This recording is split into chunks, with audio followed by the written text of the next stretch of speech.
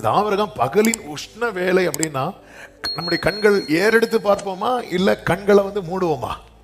ஆமாம், நமக்கு ஏசி போட்டாலே தூக்கம்.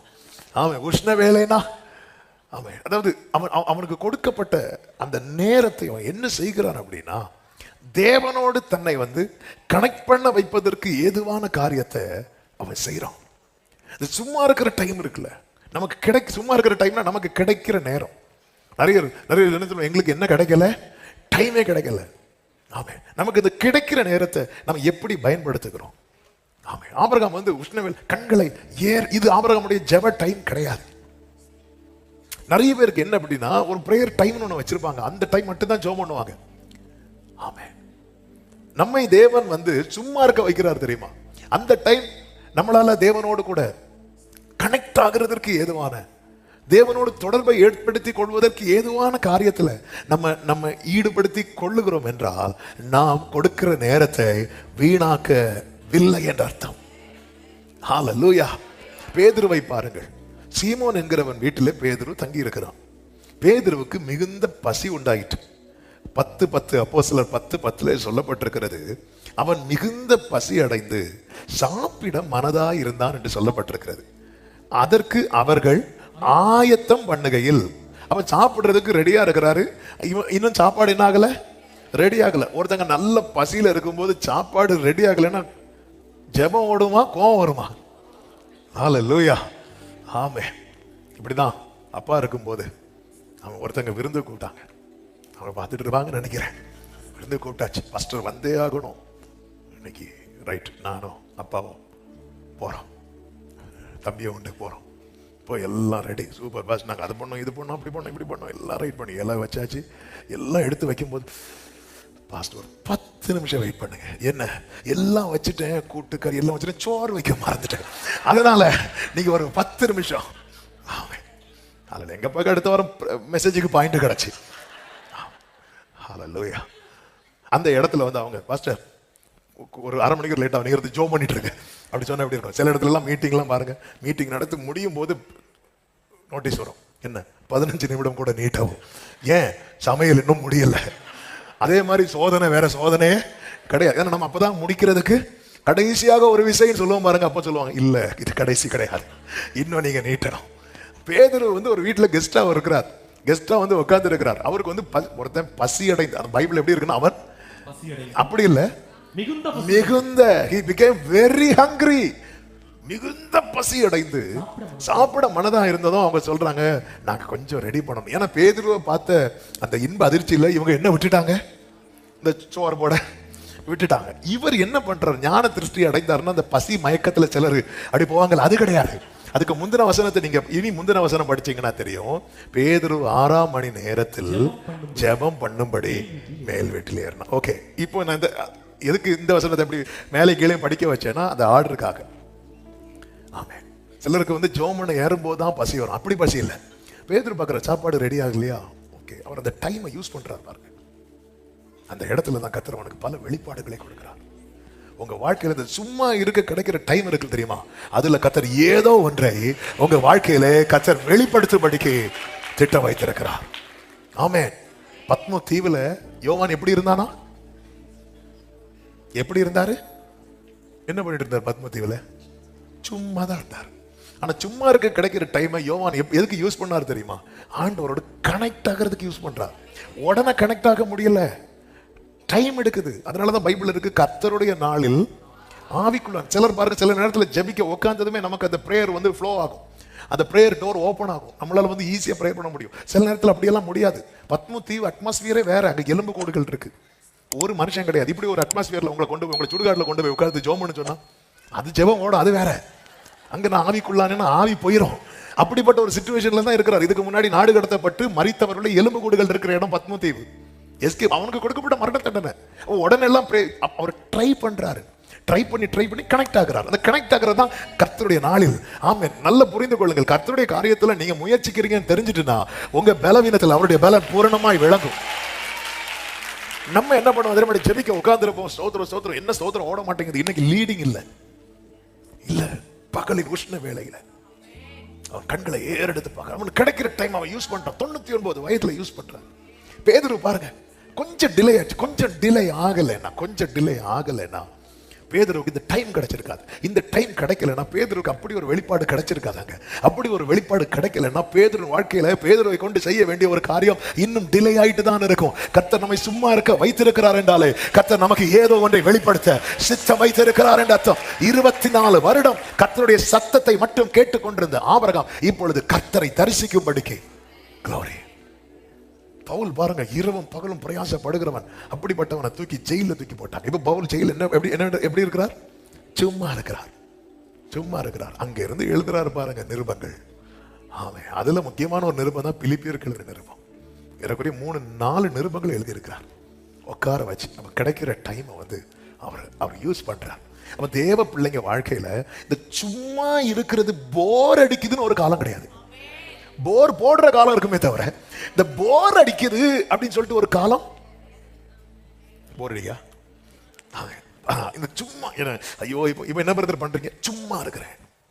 இங்க இந்த சும்மா இருக்கிற காலத்துல கர்த்தர் வந்து அவங்கள கொண்டு செய்கிற காரியம். 3 வருஷம் எலியா என்ன பண்ணிட்டு இருந்தார்? எழும்புவாரு, சாப்பிடுவாரு, இது மட்டும் தானே நமக்கு தெரியும்.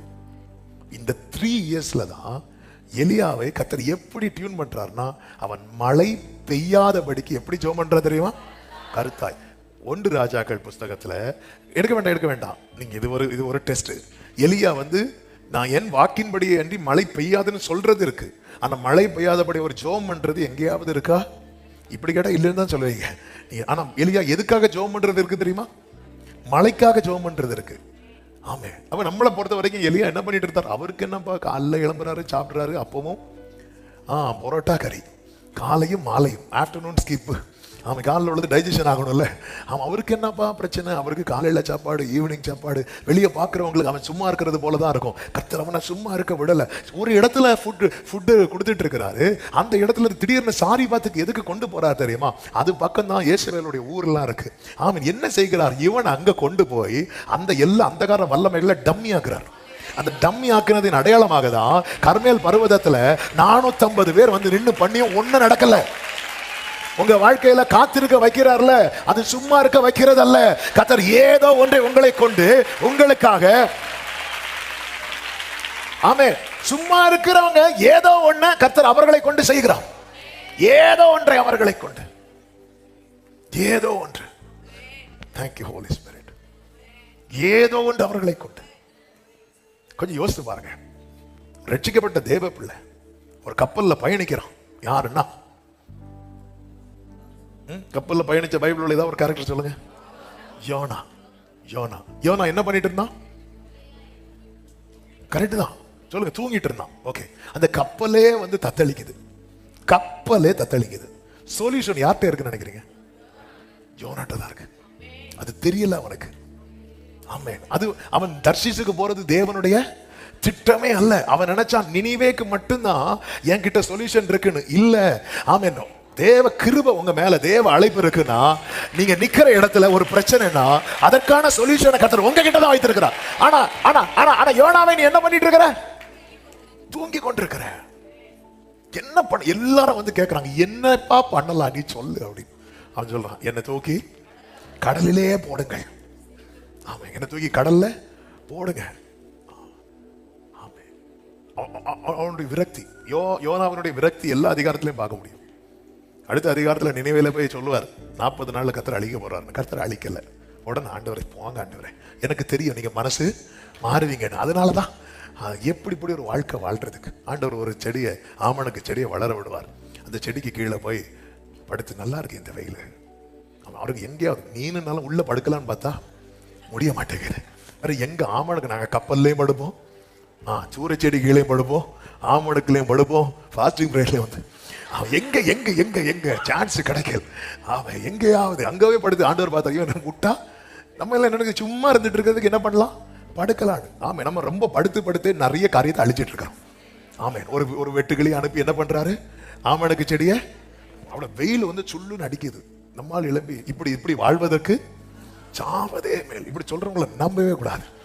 ஹல்லேலூயா. இப்படி வாழ்வதற்கு சாவதே. ஆமே. பல நேரத்தில் சும்மா தான் இருக்கிறேன், சும்மா தான். தாவீது பாருங்க, நைட்டு தூக்கம் வரல. தாவீதுக்கு நைட்டு தூக்கம் வரல.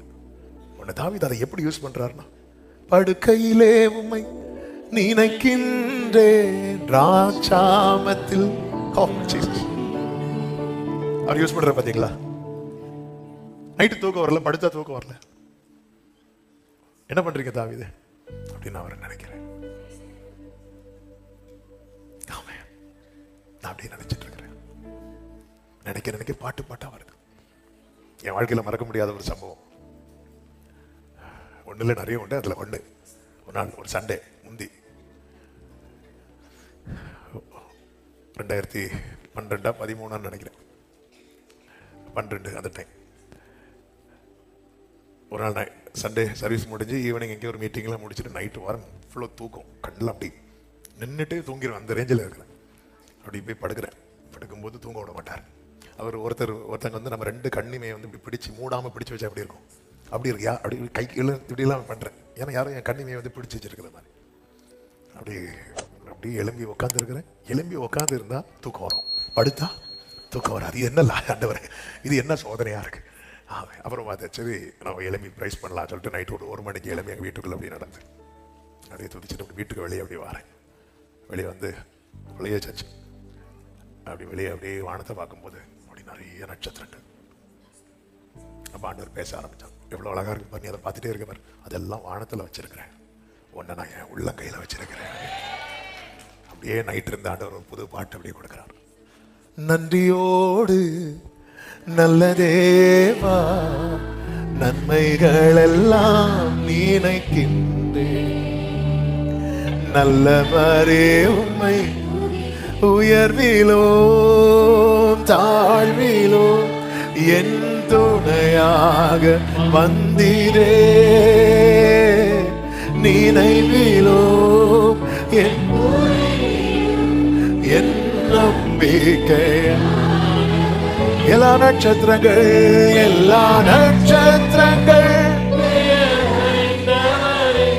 என் முகத்தை உன் கையில் மறைந்தவரே, என்னை மறவாமல் நினைப்பவரே, நன்றியோடு ஆமே நன்மைகள் எல்லாம். இந்த பாட்டு அப்படியே கொடுக்கிறார். பாடி ஒரு 1 hour 2 hours பாடி முடிச்சது நல்ல தூக்கம் வந்து. சிலர் பாடும்போது தூக்கம் வருது பாத்தீங்களா? இது ஒரு ஆசீர்வாதம். ஆமென். அவ்வளவுதான். அவன் ஆண்டவர் வந்து ஏதோ ஒண்ணு நம்மை கொண்டு செய்ய வைக்கிறதுக்காக நம்மளை என்ன செய்ய வைக்கிறார் தெரியுமா? சும்மா இருக்க வைக்கிறார். நம்ம என்ன நினைக்கிறோம் தெரியுமா? அவன் யானைக்கு ஒரு காலம் வந்தா பூனைக்கு ஒரு காலம், எனக்கு ஒரு காலம், அன்னைக்கு நான் செய்வேன். இல்ல, இப்ப சும்மா இருக்கும்போது என்ன பண்ணிட்டு இருக்கிறோம்? அவர் சிம்பிள் திங், சின்ன காரியம். அப்புறம் நீங்க என்ன பண்றீங்க? நான் கண்களை எடுப்பேன். தாவீதே நீங்க என்ன பண்றீங்க? நான் அப்படி அவரை நினைப்பேன். பேதுரு நீங்க என்ன பண்றீங்க? நான் ஜெபம் பண்ணுவேன். பவுல் நீங்க என்ன பண்றீங்க? நான் இதை எழுதிட்டு இருப்பேன். ஓ ஆமென். சும்மா இருக்கிற டைம்ல ஆபிரகாமே நீங்க என்ன பண்ணுவீங்க? நான் ஈசாக்கு மேல கத்தி வாங்குவேன். இல்ல, அந்த டைம் வேற. சும்மா இருக்கிற டைம்ல பேதுரு நீங்க என்ன பண்ணுவீங்க? நான் செத்த ஒரு ஆளை உயிரோட எழுப்பேன். இல்ல, சும்மா இருக்கிற நேரத்துல தாவீதே நீங்க என்ன பண்ணுவீங்க? நான் கோலியாத்துக்கு மேல கல்ல தூக்கி அடிப்பேன். இல்ல, அது வேற, அந்த சீசன் வேற. ஆனா இப்ப கர்த்தர் உங்களை நீங்கள் அமர்ந்திருந்து இந்த சீசன் நீ என்ன பண்ணிட்டு இருக்க? நமக்கு என்ன தெரியுமா? இதெல்லாம் நமக்கு இதெல்லாம் நமக்கு மேட்டரா தெரிய மாட்டேங்குது. நமக்கு மேட்டரா தெரியுதெல்லாம் கோலியாத்தை அடிச்சு கீழே போடுறது, ஈசாக்கு பதில. ஆனா அவைகள் எல்லாவற்றுக்குமே அடித்தளமே இவைகள் தான். ஆமே. என்ன பண்ணிட்டு இருக்கீங்க? யூதர்கள் பாபிலோனுக்கு சிறையிருப்புல போய் அங்க வேலை பாக்குறாங்க. அப்படி வேலை பார்த்து முடிச்சதுக்கு அப்புறம் அவங்க போய் என்ன பண்ணுவாங்கன்னா பாபிலோன் 6 அருகே போய் உட்கார்ந்து இருப்பாங்களாம். 137வது சங்கீதம் எடுக்க வேண்டாம். உட்கார்ந்துருந்து எருசலேமை நினைச்சு அழுவாங்களாம். அந்த முந்தின சீர் அதை நினைப்பாங்க.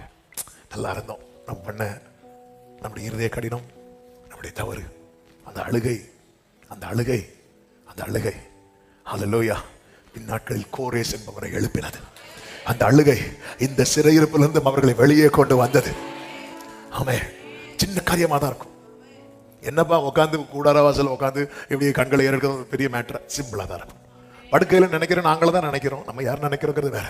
ஆமா, அதெல்லாம் ஒரு மேட்டரா, சின்ன மேட்டரா இருக்கும். ஆனா அந்த சின்ன காரியத்துல கர்த்தர் செய்கிற காரியம் வந்து ரொம்ப பெருசா இருக்கும். கொஞ்சம் யோசித்து பாருங்க. ஆமா, கொர்நேலியு வீட்டுல தூதன் இறங்கி வரார்.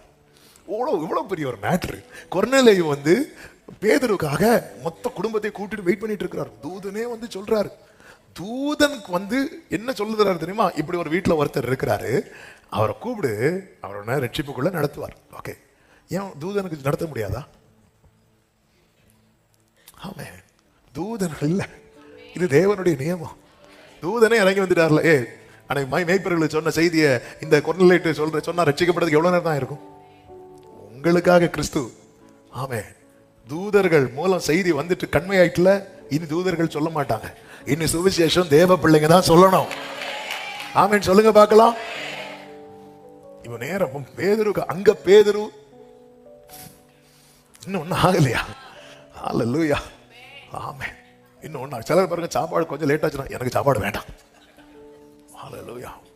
ஆமே, சாப்பாடு கொஞ்சம் லேட் ஆகி இன்னார் மரணம் அப்படின்னு ஏதாவது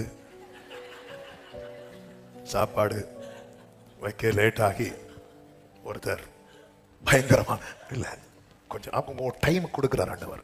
காலங்கள் கர்த்தருடைய கரத்தில் டைம் கொடுக்கிறார். அவனுக்கு மிகுந்த பசி உண்டாகி சாப்பிட மனதா இருந்தான். அந்த பைபிள் ஆர்டர் படி பார்த்தா நான் இப்படி நினைக்கிற, ஒருவேளை பேதுரு பிரேயர் பண்ண போறதுக்கு முன்னாடி சொல்லி இருந்திருக்கலாம், இன்னைக்கு எனக்கு சாப்பாடு வேண்டாம். சிலர் அப்படி தான் பாஸ்டிங் சொல்லிட்டு போவாங்க பாருங்க. கரெக்டா ஜெபிக்க ஆரம்பிக்கும் போது அதுவரை இல்லாத ஒரு பசி வரும். நேரம் வரும்போது என்ன வேணும் ஒன்னும் ஆகலையா, நீங்க தானே சாப்பாடு வேண்டாம்னு சொன்னீங்க. வேண்டாம்னு சொன்னா வேண்டாம் சொன்னா வைக்க மாட்டீங்களா? ஆமென். ஹல்லேலூயா.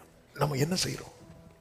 ஐயோ பிரதர், எனக்கு சரி 2 மாசம் வேலையே இல்லை பிரதர், வேலையே இல்லை. என்ன பண்ணணும்?